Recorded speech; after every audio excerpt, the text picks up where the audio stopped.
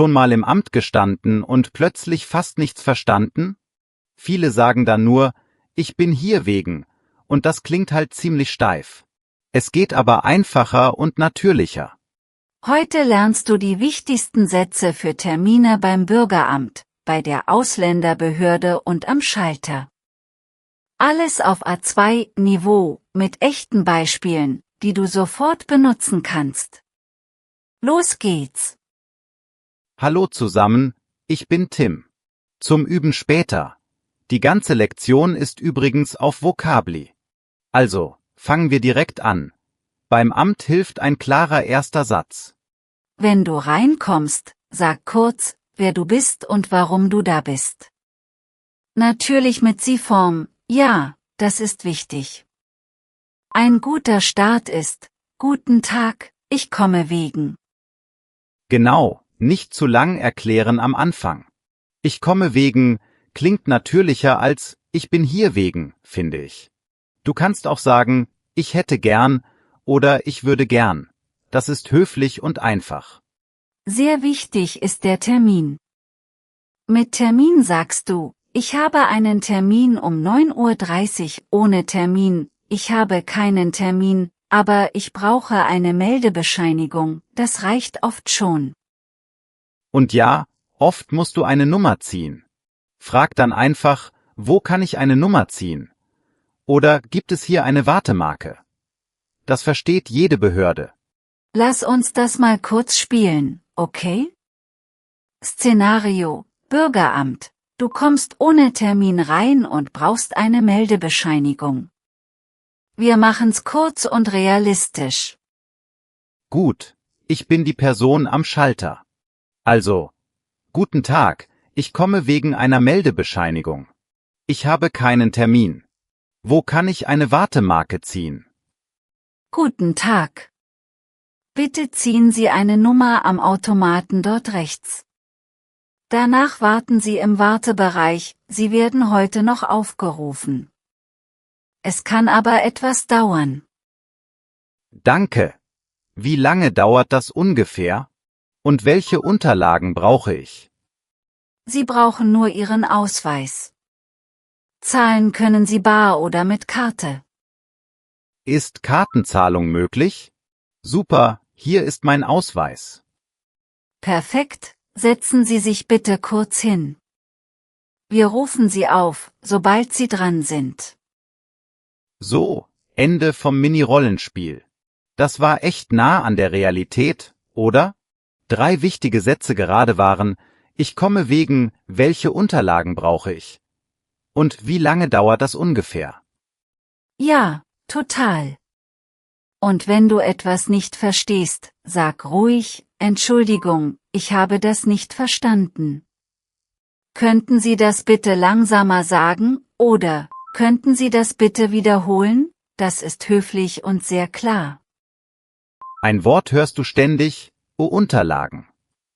Das sind einfach deine Dokumente und Papiere, also Pass, Ausweis, Formular, manchmal auch eine Kopie. Anlage heißt oft ein extra Blatt, das du mitschicken musst. Und Aktenzeichen ist die Nummer von deinem Fall, die steht auf Briefen. Ich kenne da eine Geschichte, echt peinlich, aber hilfreich. Eine Freundin stand mal im falschen Gang, sie dachte, es ist die Linie für Ausweise. Nach 2 Stunden merkte sie, das war für Kraftfahrzeug. Am Ende wartete sie 6 Stunden, ouch. Also besser kurz fragen, Entschuldigung, ist das hier die richtige Schlange für die Meldebescheinigung? Guter Tipp. Noch ein Klassiker, zu förmlich reden. Manche sagen sowas wie, ich möchte Ihnen danken für Ihre Zeit. Das ist zu kompliziert und auch grammatisch nicht gut. Sag lieber, vielen Dank für Ihre Zeit. Oder einfach, danke für Ihre Hilfe. Das klingt natürlich. Und bitte, kein Euer Ehren bei der Polizei, ja? Das passt nur im Gericht und auch da eher in Filmen. Sag einfach guten Tag oder guten Morgen und dann Herr oder Frau, wenn du den Namen siehst. Damit liegst du sicher. Bevor wir weitermachen, kurz zu Behördendeutsch. Das ist diese, besondere Sprache in Briefen vom Amt. Viele lange Wörter, wenig Kommas, haha. Lies den Brief vorher in Ruhe und markier die wichtigen Wörter. Frist, Unterlagen, Abgabeort. Dann bist du im Gespräch viel entspannter. Mini-Quiz, mal testen. Weißt du noch, was Unterlagen bedeutet? Genau, das sind deine Dokumente und Papiere. Und wie fragst du höflich nach Wiederholung? Richtig, könnten Sie das bitte wiederholen? Super. Top. Und was war die natürlichere Formulierung am Anfang? Ich komme wegen, nicht ich bin hier wegen. Wenn du das drin hast, klingt alles schon viel flüssiger. Telefonieren ist auch so ein Thema. Am Telefon sprich langsam, sag zuerst deinen Namen und den Grund. Zum Beispiel, Guten Tag, mein Name ist Maria Lopez. Ich rufe an wegen meines Antrags auf Anmeldung. Wenn du eine Nummer hast, häng sie dran, das Aktenzeichen ist 1234. Wollen wir ein kurzes Telefonrollenspiel machen? Du bist die Sachbearbeiterin, ich ruf an und frage nach einem Termin, okay? Ich brauche eine Wohnsitzummeldung. Alles klar, los. Du rufst an, ich geh ran. Mach's langsam und deutlich. Guten Tag, mein Name ist Tom Becker. Ich rufe an wegen einer Ummeldung. Haben Sie vielleicht nächste Woche einen Termin frei? Und welche Unterlagen brauche ich dafür? Guten Tag, Herr Becker. Einen Moment, ich schaue. Nächste Woche Mittwoch hätten wir was frei, um 9:30 Uhr.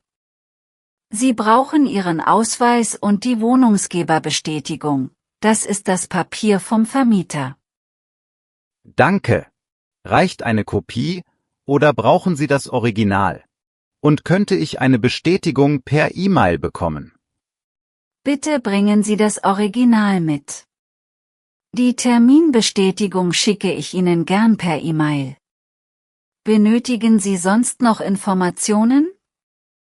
Nein, das ist alles. Vielen Dank für Ihre Hilfe. Auf Wiederhören. Sehr gern. Auf Wiederhören, siehst du, das war kurz, freundlich und sehr klar.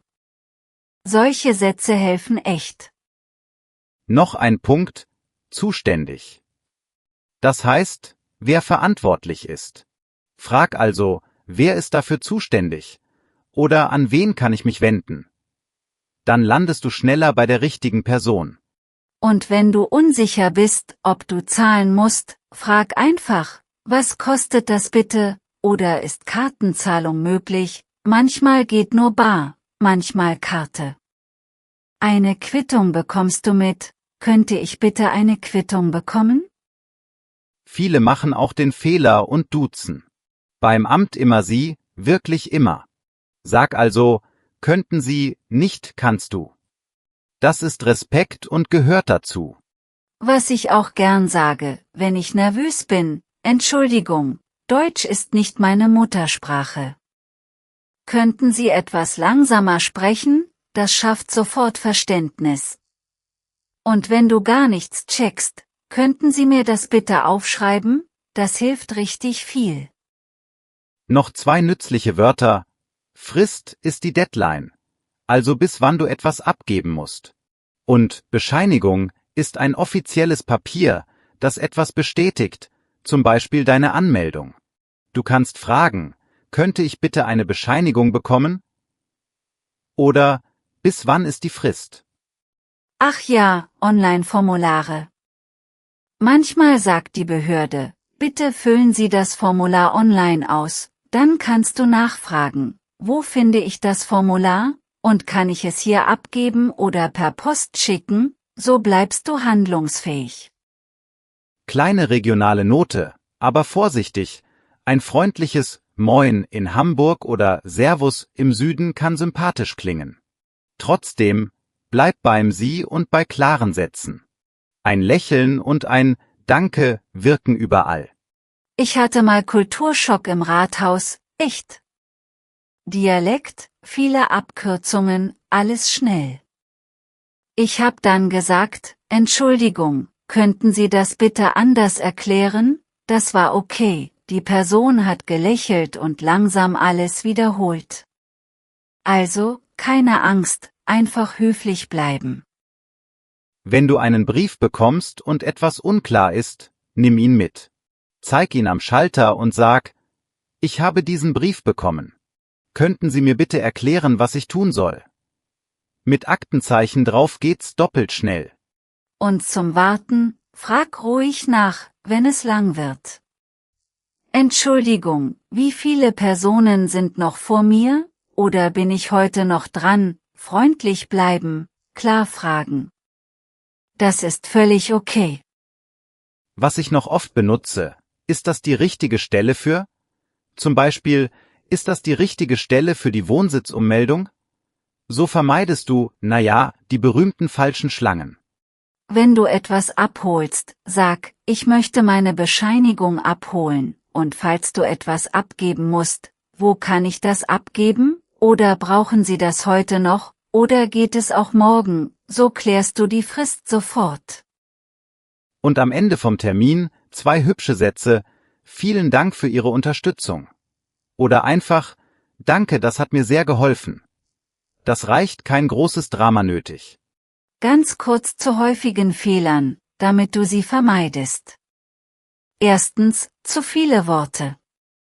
Halte den ersten Satz kurz. Zweitens, falsches Höflichkeitsdeutsch wie ich möchte Ihnen danken für Ihre Zeit, besser, ich danke Ihnen für Ihre Zeit. Drittens, zu schnell reden. Atmen, lächeln, langsam sprechen. Wenn du eine Bestätigung per E-Mail willst, sag, könnten Sie mir das bitte per E-Mail schicken? Oder, bekomme ich eine schriftliche Bestätigung? Dann hast du später keinen Stress, falls etwas fehlt. Und falls du etwas nicht dabei hast, tut mir leid, das habe ich heute nicht dabei. Kann ich das nachreichen? Meistens sagen sie dann, wohin du es schicken sollst. Frag nach, an welche Anschrift soll ich das senden? Anschrift ist einfach die Adresse. Noch ein letzter Mini-Dialog, Kasse im Amt, ja? Ich, was kostet das bitte? Du, 15 Euro. Ich, ist Kartenzahlung möglich? Du, ja gern. Und dann, könnte ich bitte eine Quittung bekommen? Zack, fertig. Genau so. Kurze, klare Sätze, immer mit Bitte und Danke. Damit kommst du super weit, auch wenn das System manchmal langsam ist, das kennen wir alle. Jetzt mal an dich, der du zuhörst. Welche höfliche Frage hat dir beim Amt am meisten geholfen? Oder hast du eine peinliche, aber lehrreiche Behördengeschichte? Schreib's uns gern. Und wie versprochen, kleiner Tipp zum Schluss.